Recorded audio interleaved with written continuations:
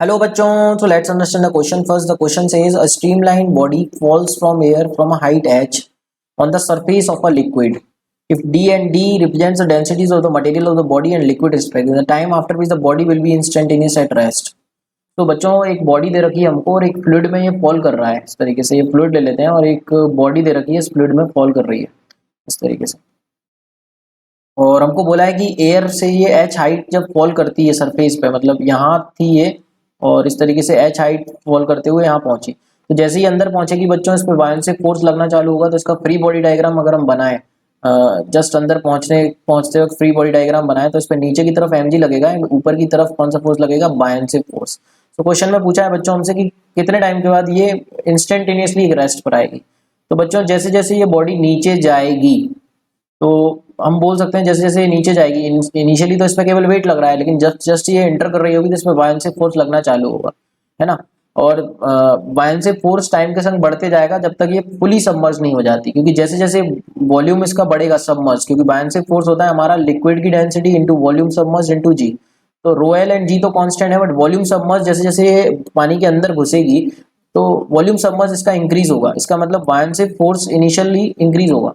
तो एक टाइम ऐसा आएगा बच्चों कि जब वेट और बायोन्सिक फोर्स एक दूसरे को बैलेंस कर लेंगे। कहने का मतलब ये है बच्चों कि बायोन्सिक फोर्स बढ़ेगा, इसका मतलब इसके ऊपर इसका जो फोर्स है वर्टिकली अपवर्ड डायरेक्शन में बढ़ रहा है। तो अगर हम इसका नेट एक्सेलरेशन देखें, बॉडी का नेट एक्सेलरेशन देखें तो कितना हो जाएगा बच्चों इसका नेट एक्सेलरेशन।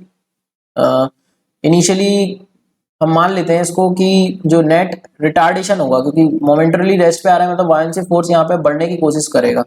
तो नेट रिटार्डेशन अगर हम बोलें तो कितना हो जाएगा, एम जी माइनस में ले लेते हैं, या एक काम करते हैं इसको इस तरीके से लिखते हैं। हाँ, तो ऊपर की तरफ इस पे अगर नेट फोर्स देखें, नेट अपवर्ड फोर्स ऊपर की तरफ कितना लग रहा है, तो हम बोल सकते हैं rho L into volume submerge into g minus weight को लिख सकते हैं एम जी अपॉन मास। तो कितना आ जाएगा बच्चों, ये नेट ऊपर की तरफ फोर्स देख रहे हैं हम, उससे रिटार्डेशन आ जाएगा इसका। तो लिक्विड की डेंसिटी हमको कितनी दे रखी है, कैपिटल डी। तो capital D into volume submerge बच्चों वी ले लेते हैं, और ये जी माइनस मास को लिख सकते हैं डेंसिटी इंटू वॉल्यूम। तो बॉडी की density d into volume into g divided by mass. Mass को लिख सकते हैं बॉडी की डेंसिटी इंटू वॉल्यूम। बॉडी की डेंसिटी डी दे रखी है एंड उसका वॉल्यूम वी। तो बच्चों यहाँ पे वी कट जाएगा, वी कट गया तो ये बना, जी भी कॉमन आ जाएगा, तो जी इंटू डी माइनस डी और वी कट गया अपॉन डी। ये आ गया बच्चों हमारे पास डायरेक्टली हम बोल सकते हैं नेट एक्सेलरेशन ऊपर की डायरेक्शन में, जो कि रिटार्डेशन होगा इसके लिए। तो बच्चों इसको अगर हम आगे सॉल्व करते हैं तो क्या बनता है। हाँ, अब जस्ट ये जब लिक्विड में एंटर करेगा बच्चों तो इसकी स्पीड कितनी हो जाएगी, क्योंकि हमने इसको एच हाइट ड्रॉप कर दिया है, तो एच हाइट ड्रॉप करने के कारण स्पीड होती है अंडर रूट 2gh। तो इस पॉइंट पे मान लेते हैं इसकी फाइनल स्पीड 0 हो गई, फाइनल स्पीड। तो we can use v equals to u plus at। अब फाइनल स्पीड 0 हो गई, इनिशियल स्पीड हम ले सकते हैं अंडर रूट 2gh, और रिटार्डेशन हम निकाल चुके हैं, कितना है रिटार्डेशन बच्चों ऊपर की तरफ, g into capital D minus d upon d. तो minus g into d minus d upon small d into time. तो यहाँ से बच्चों टाइम कितना आ गया, under root 2gh multiply d divided by g into d minus d. ये हमारे पास टाइम आ गया।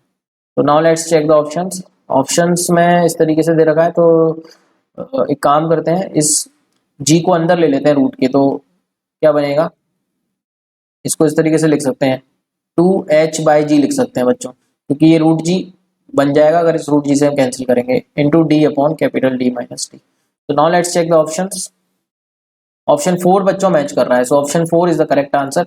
आई hope you got the answer. Thank you so much and all the very best.